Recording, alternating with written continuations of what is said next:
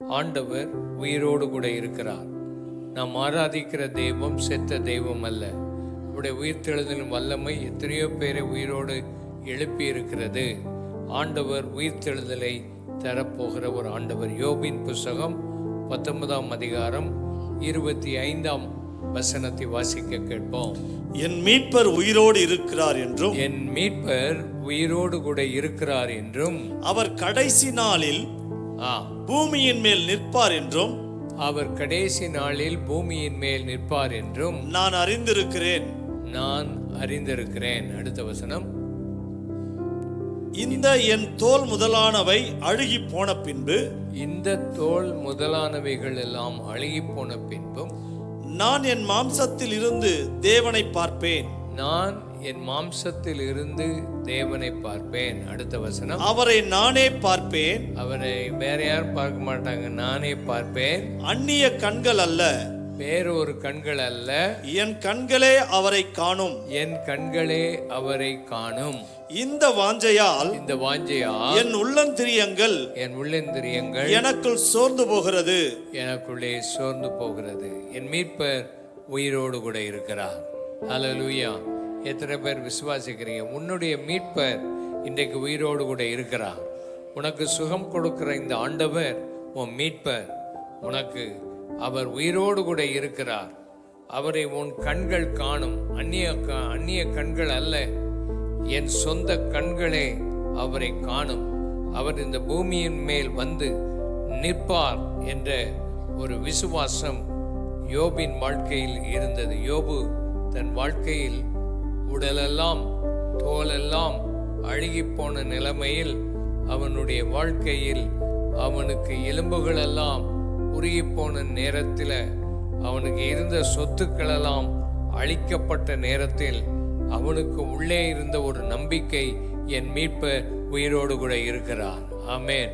உன் வாழ்க்கையில் என்ன விதமான போராட்டத்துக்குள்ள நீ போய் கொண்டிருந்தாலும், எத்தனை வருஷமா நீ போராடி கொண்டிருந்தாலும், எப்பேற்பட்ட பிரச்சனைகளுக்குள்ளே நீங்கள் வாடி போயிருந்தாலும், உங்களுக்குள்ளே இருக்க வேண்டிய விசுவாசம், உங்கள் ஆண்டவர் உயிரோடு இருக்கிறார். நாம் பேசுகிற இந்த இயேசு கிறிஸ்து மரித்த தெய்வம் அல்ல, அவர் மரித்து உயிரோடு எழும்பின தேவன். உன் மீட்பர் உயிரோடு கூட இருக்கிறார் என்பதை நீ விசுவாசிக்கும் போது உனக்கு அற்புதங்கள் நடக்கும். உன் கண்கள் பார்க்கும். நாம் சாட்சியிலே எத்தனையோ பேருக்கு எத்தனையோ அற்புதம் நடந்ததாக நாம் கேட்கிறோம். அது உங்கள் வாழ்க்கையில் உங்கள் கண்களுக்கு முன்பாக உங்களுக்கு நடக்கும் என்பதை நீங்கள் விசுவாசிக்கும் போது ஆண்டவர் பெரிய காரியங்களை செய்வார். லூக்கா எழுதின சுவிசேஷம் 24ஆம் அதிகாரம் 23ஆம் வசனம். அவருடைய சரீரத்தை காணாமல் திரும்பி வந்து அவர் உயிரோடு இருக்கிறார் என்று சொன்ன தேவதூதனை தரிசித்தோம் என்று சொல்லி எங்களை பிரமிக்க பண்ணினார்கள். இயேசு கிறிஸ்துவை சிலுவையில் அடித்து அவரை கொன்று அவரை அடக்கம் பண்ணி கல்லறையிலே கல்லை வைத்து மூடி எல்லாம் முடிந்து விட்டது, இனிமேல் இவரை பார்க்க முடியாது, இவர் பேசினதெல்லாம் முடிந்து போய்விட்டது என்று எண்ணிக்கொண்டிருக்கிற வேளையிலே அந்த ஸ்திரீகள் சிலர் அவரை அடைத்த அந்த கல்லறையின் பக்கமாக இந்த கல்லை யார் புரட்டுவார்கள் என்று சொல்லி போன போது அங்கே அவரை காணவில்லை, அவர் உயிரோடு எழும்பி விட்டார் என்ற தூதர்களுடைய செய்தியை கேட்டார்கள். இன்றைக்கும் உன் வாழ்க்கையில் அவரை நீ காணாமல் போகலாம். உன் வாழ்க்கையில் அவரை புரியாமல் இருக்கலாம். ஆனால் இன்றைக்கு அவர் உனக்கு உயிரோடு கூட இருக்கிறவராக காட்சி அளிக்க அவர் உயிரோடு கூட இருக்கிறார் என்பதை நீங்கள் உணர்ந்து கொள்ள வேண்டும்.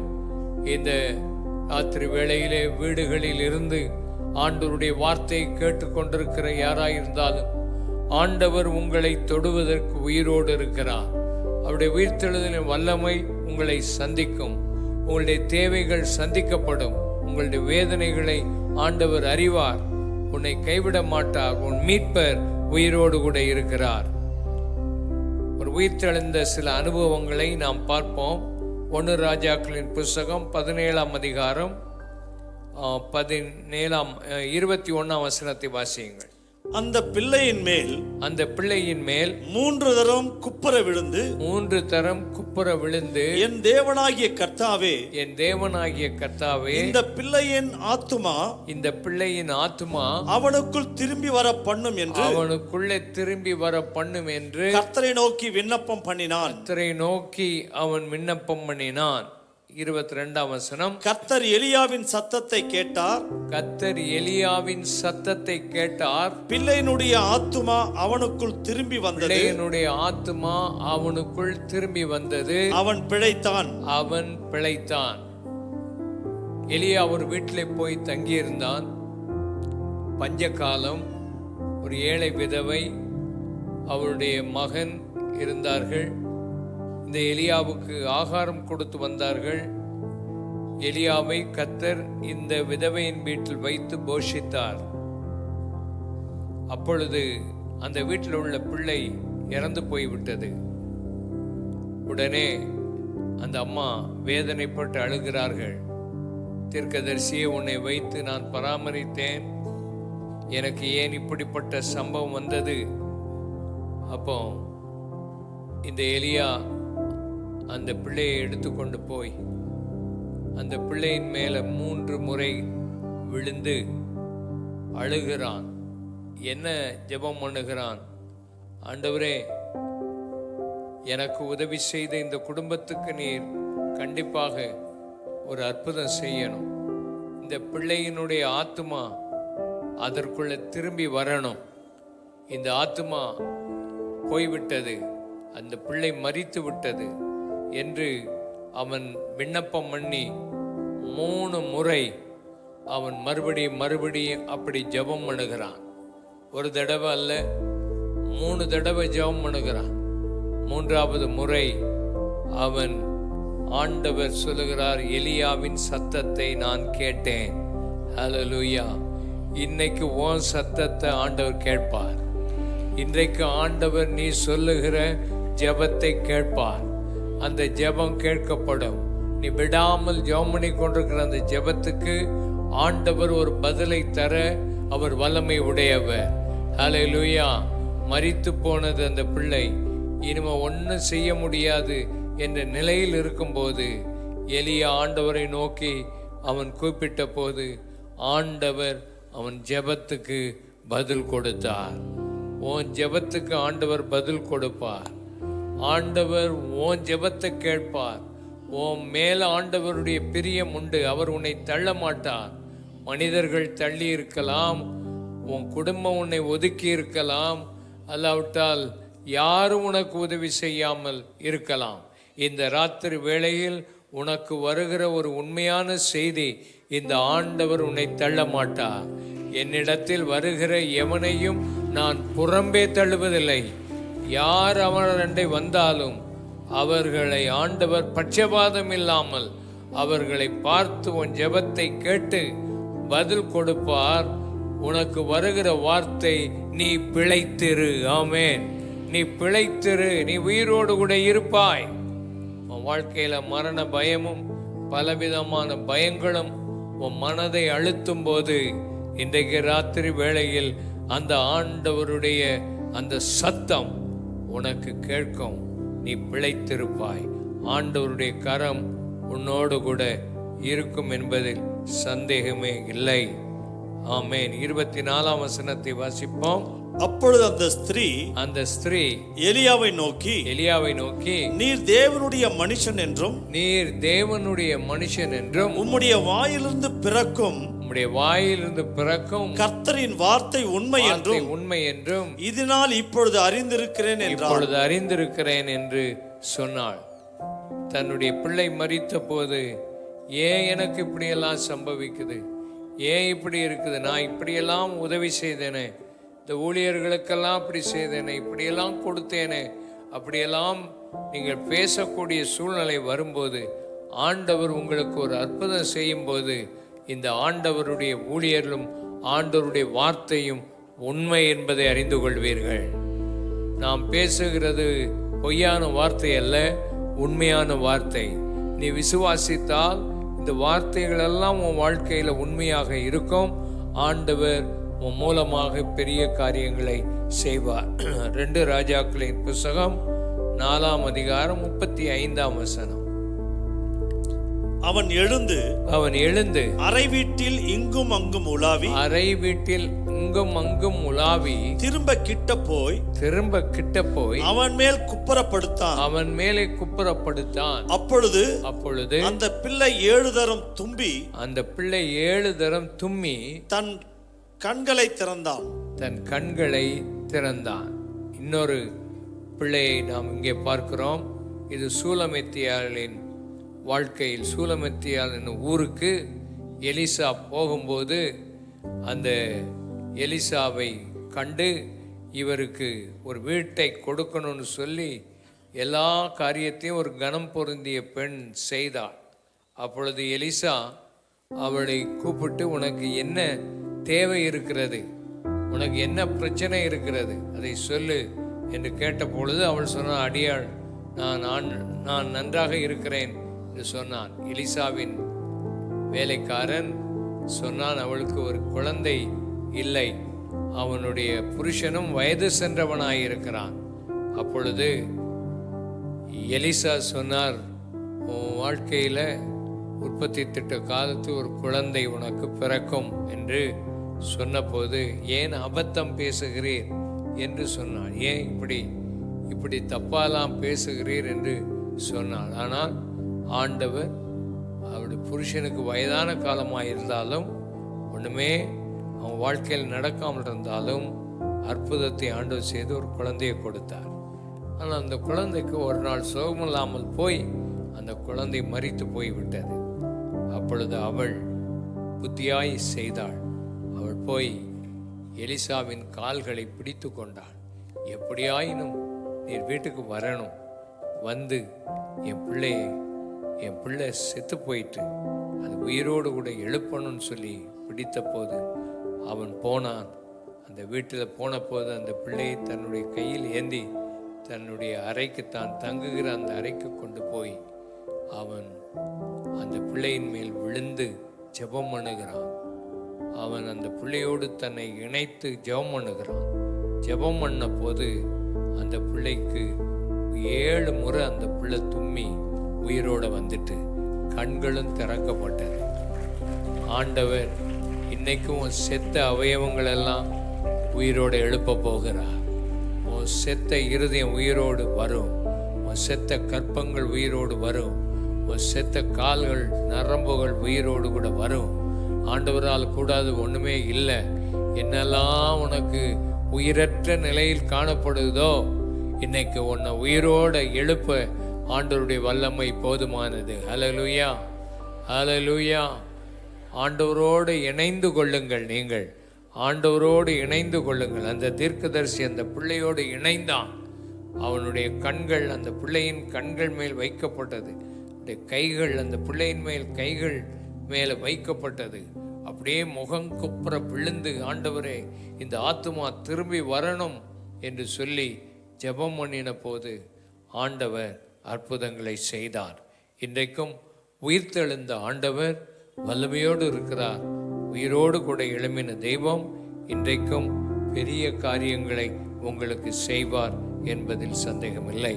அதனால் உங்கள் ஆண்டவர் உங்களை இன்றைக்கு உயிர்ப்பிக்கிறார் என்பதை நீங்கள் பார்ப்பீர்கள். சங்கீதம் 16ஆம் அதிகாரம் 8ஆம் வசனம் வாசிக்கலாம். 11ஆம் வசனத்தை வாசிப்போம். கர்த்தரை எப்பொழுதும் எனக்கு முன்பாக வைத்திருக்கிறேன். அவர் என் வலது பாரிசத்தில் இருக்கிறபடியால் நான் அசைக்கப்படுவதில்லை. ஜீவ மார்க்கத்தை எனக்கு தெரியப்படுத்தினீர். உம்முடைய சமூகத்தில் பரிபூரண ஆனந்தம், உம்முடைய வலது பாரிசத்தில் நித்திய பேரின்பமும் உண்டு. இந்த ஆண்டவராகிய இயேசுவை பற்றிய தீர்க்க தரிசன வசனம் இது. ஆண்டவராகிய இயேசு மரித்து அவரை அடக்கம் பண்ணின போது பாதாளம் அவரை பிடித்து வைக்க முடியவில்லை. என் ஆத்துமாவை நீர் பாதாளத்தில் விடீர், எனக்கு ஒரு ஜீவ மார்க்கத்தை நீர் தெரியப்படுத்தினீர் என்று எழுதப்பட்ட வசனத்தை நாம் பார்க்கிறோம். இயேசு கிறிஸ்து மரித்தார், அவர் அடக்கம் பண்ணப்பட்டார். 3 நாள் கல்லறைக்குள்ளே இருந்தார். 3 நாளுக்கு மேலே அந்த கல்லறை, அந்த பாதாளம் அவரை அடைத்து வைக்க முடியவில்லை.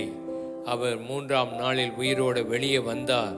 அந்த கல்லுகளெல்லாம் தானாய் புரண்டு ஓடிட்டு ஆண்டவர் அற்புதமாக வெளியே வந்தார். அப்படிப்பட்ட ஆண்டவர் நமக்கு ஜீவ மார்க்கத்தை தெரியப்படுத்தி இருக்கிறார். இது ஒரு ஜீவ மார்க்கம். நாம் ஆராதிக்கிற இந்த ஆண்டவர் நமக்கு ஒரு செத்த மார்க்கத்தை சொல்லவில்லை.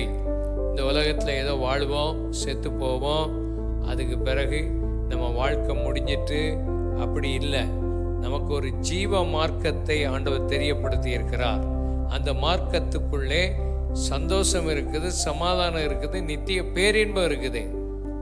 உங்கள் வாழ்க்கையில் இந்த இயேசு கிறிஸ்துவை நீங்கள் ஏற்றுக்கொள்ள வேண்டும்.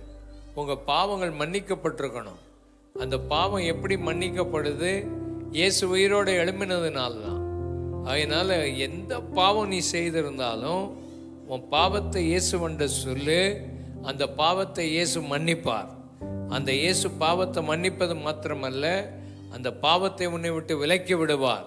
உனக்குள்ள ஒரு சந்தோஷம், உனக்குள்ள ஒரு சமாதானம், உனக்குள்ள ஒரு பேரின்பம் வரும். அந்த அனுபவத்தை கண்டிப்பாக அடையணும். சும்மா பேரளவுக்கு வெறும் அற்புதத்துக்காக மாத்திரம் வந்துவிட்டு போகக்கூடாது. அப்போ உனக்கு நித்திய ஜீவன் உனக்கு இல்லாமல் போயிடும். இந்த உலகத்தில் ஆண்டவர் நம்ம மரித்த பிறகு ஒரு வாழ்க்கை இருக்குதுன்னு சொல்றார். ஆகினால் அந்த நித்திய ஜீவனுக்குள்ள நம்ம போகணும்னா ரட்சிக்கப்படணும், மனம் திரும்பணும், பாவ வழிகளை விட்டுறணும். ஆண்டவர் பரிசுத்தமான ஒரு ஆண்டவர், நல்ல ஆண்டவர் இவர். இந்த ஆண்டவரை ஏற்றுக்கொள்ளணும்னா அவர் பரிசுத்தமான ஆண்டவர் உனக்குள்ள வருவார். அப்போ உன் பாவம் மன்னிக்கப்பட்டு உன் இருதயம் சுத்தமாக இருக்கணும். இருதயம் சுத்தமாக இருக்கணும்னா நம்ம எவ்வளவு தவறுகள் செய்வோம் அதெல்லாம் அவர்கிட்ட சொல்லி அறிக்கை பண்ணி ஜெபம் பண்ணா உண்மையாகவே உனக்கு ஒரு ஜீவ மார்க்கத்தை ஆண்டவர் தெரியப்படுத்துவார். அல்லேலூயா. ஆண்டவர் உனக்கு ஒரு ஜீவனுள்ள மார்க்கத்தை தருகிறார்.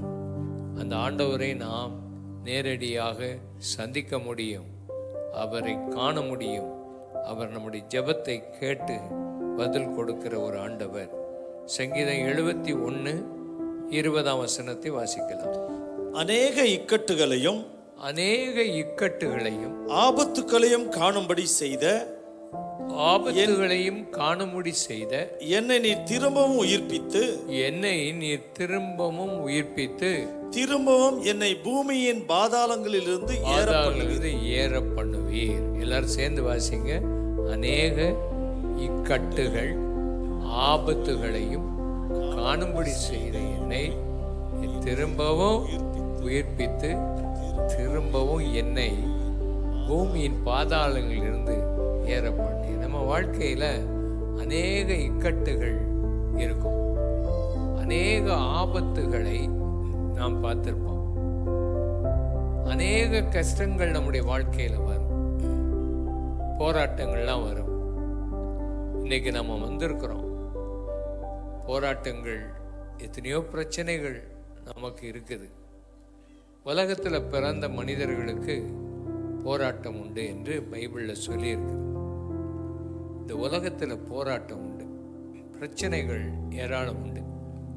நம்ம விரும்புகிறோமோ விரும்பலையோ பிரச்சனைகள் வரும், போராட்டம் வரும் உன்னுடைய வாழ்க்கையில்.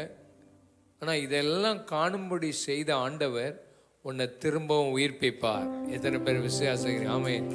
திரும்ப உன்னை உயிர்ப்பிப்பார். திரும்ப ஆண்டவர் உன்னை பிழைக்க பண்ணுவார். ஆகினால இந்த ஆண்டவர் மேல விசுவாசம் வை. உனக்கு எப்பவும் ஆபத்து தான் இருக்கும், எப்பவும் உனக்கு பலவிதமான போராட்டங்கள் இருந்துகிட்டே இருக்கும். அல்ல, இக்கட்டுகளிலிருந்து உன்னை விடுதலையாக்குவார். நீ பல கட்டுகளோடு கூட நீ இருக்கலாம். இந்த ராத்திரி வேளையில எந்த கட்டுகள் இருந்தாலும் உன்னை விடுதலையாக்க ஆண்டவர் வல்லமையாய் இருக்கிறார். நேரத்துக்கு முன்னால் ஒருத்தர்கிட்ட பேசிகிட்டு இருக்கும்போது அவர் சொன்னார், நான் ஒழுங்காக தான் நடந்து போயிட்டுருக்கிறேன், ஒழுங்காக ஒரு நல்ல வேலைக்கு தான் நான் வந்தேன், இந்த வேலையெல்லாம் நான் செய்து நல்ல காரியங்களை செய்து அப்படி நடந்து போயிட்டு இருக்கும் போதே நான் கீழே விழுந்துட்டேன். என்னை அறியாமலே கீழே விழுந்து யாருக்குமே தெரியாமல் எழுப்பிட்டேன். நல்ல வேளை என் கைகளும் கால்களும் உடையலை அப்படின்னு சொல்கிறார். அவர் சொல்கிறார், இப்படி போராட்டம், நான் நல்ல ஒரு காரியத்தை செய்யணுன்ட்டு நான் இருக்கும்போது எப்படியோ என் வாழ்க்கையில் போராட்டம் வருது. ஆனால் ஆண்டவர் அந்த போராட்டத்திலிருந்து என்னை விடுதலையாக்கினார் என்று சொல்லுகிறார். உனக்கு திடீரென்று பல போராட்டங்கள் வரலாம், இக்கட்டுகள் வரலாம். ஆனால் உன்னை ஆண்டவர் உயிர்ப்பிக்க வல்லமை உடையவர்.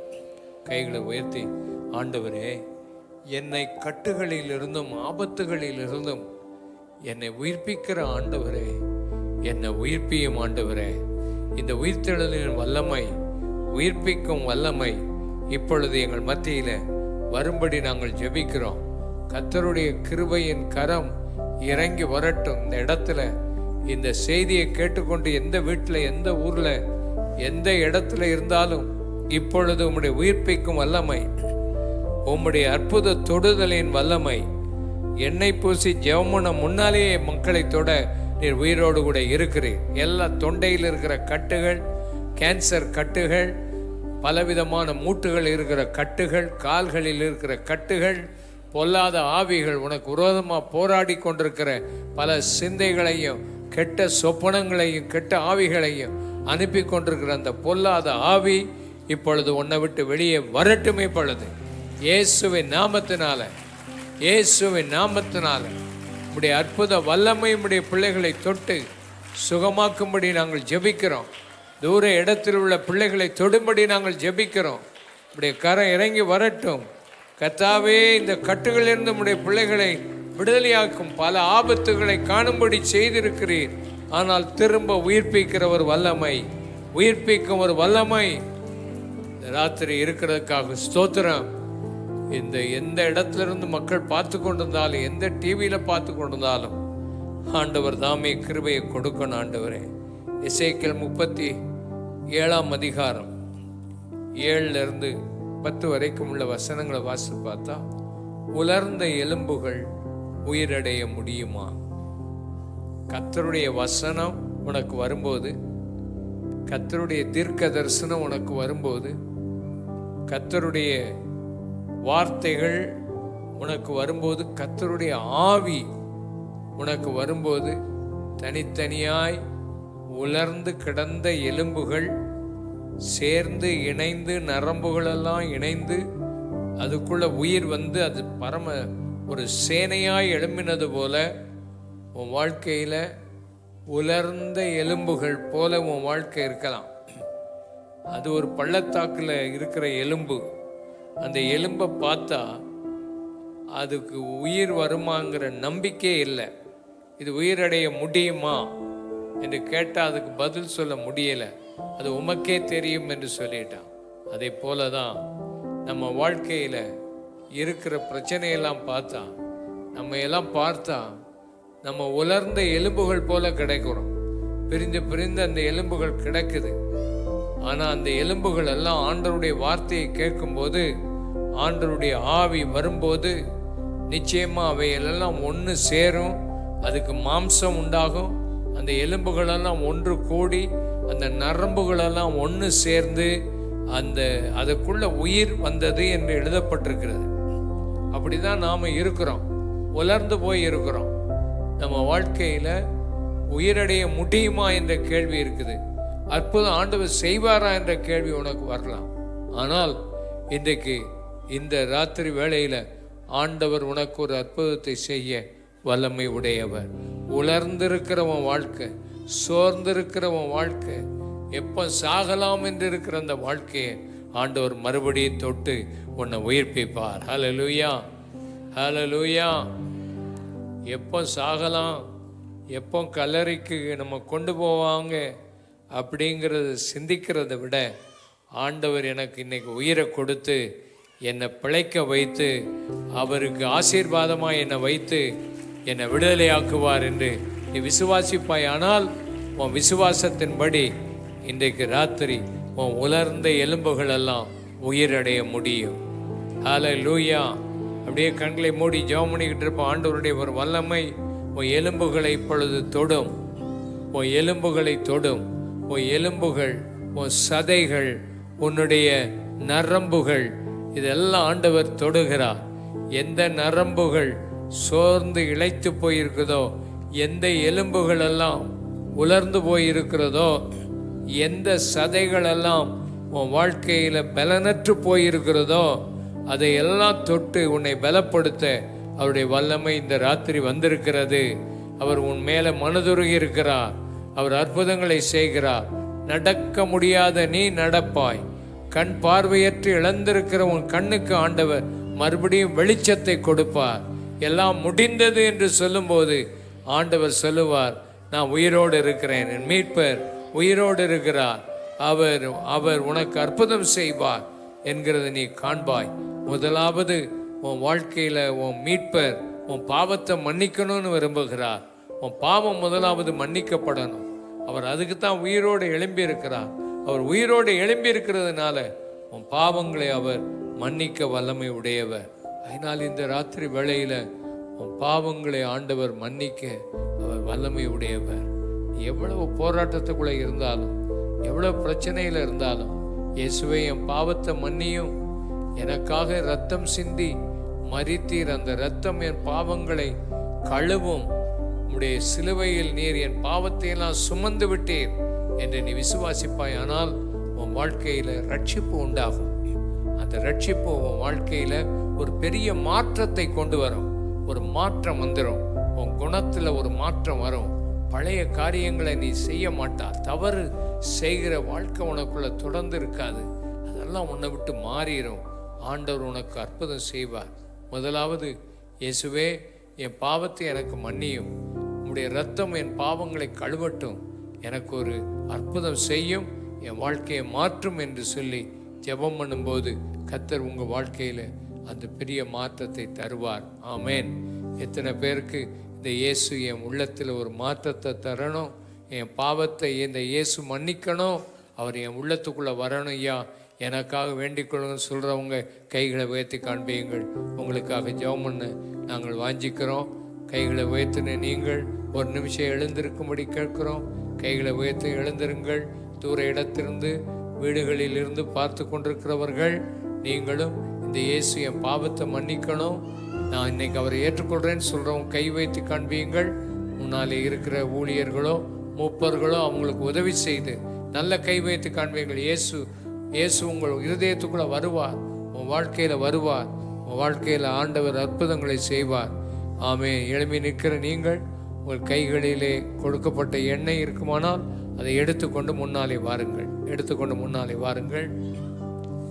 ஆண்டவர் உங்களுக்கு அற்புதங்களை செய்ய வல்லமை உடையவர். முன்னாலே வாருங்கள். நான் சொல்லுகிற ஜெப வார்த்தைகளை சத்தமாக சொல்லுங்கள். ஆண்டவர் உங்கள் பாவங்களை மன்னிக்க அவர் வல்லமை உடையவராயிருக்கிறார். சொல்லுகிற இந்த பாவங்களை அறிக்கை பண்ணி ஜெபம் பண்ணுங்க. நீங்கள் எல்லாம் கண்களை மூடி ஜெபம் பண்ணுங்கள். ஆண்டவருடைய சன்னிதானத்தை முன்னால் வர்ற நீங்கள் அத்தனை பேரும் ஆண்டவர் சமூகத்தில் நீங்களே ஜெபம் பண்ணுங்க. இயேசுவே என் பாவங்களை மன்னியும். அங்கே வீடுகளிலிருந்து பார்த்து கொண்டிருக்கிற நீங்களும் கூட உங்கள்கிட்ட தவறுகள் ஏதாவது குறைகள் உங்கள் மனசில் இருக்கிறத சொல்லி உடைய ரத்தம் என் பாவங்களை மன்னிக்கட்டும், என் பாவங்களை கழுவுங்கன்னு சொல்லி ஆண்டவர் சமூகத்தில் ஜெபம் பண்ணுங்க. ஆண்டவர் உங்களை ஆசீர்வதிப்பார். ஆண்டவருடைய கரம் கூட இருக்கட்டும். ஓ காட், ஹல்லேலூயா, ஹல்லேலூயா. நான் சொல்கிற ஜெப வார்த்தையை சத்தமாக சொல்லுங்க. ஆண்டவர் உங்களோடு கூட இருப்பார். ஒரு இடத்துல உள்ளவங்களும் இதை சொல்லுங்க. அன்புள்ள இயேசுவே, என் பாவங்களை எல்லாம் எனக்கு மன்னியும். என் பாவங்களை சிலுவையின் மேல் சுமந்தீர்.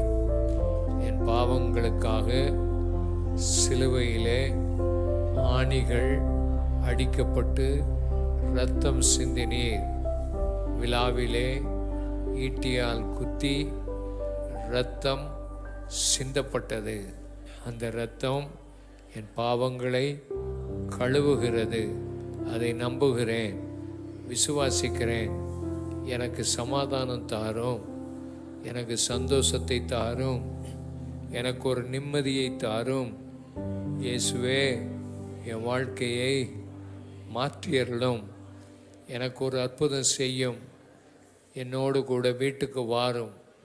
என்னை விட்டு விடாதையும், நானும் உம்மை விடமாட்டேன். இயேசுவே, எனக்கு இரங்கும். எனக்கு அற்புதம் செய்யும். பெரிய காரியங்களை செய்யும்.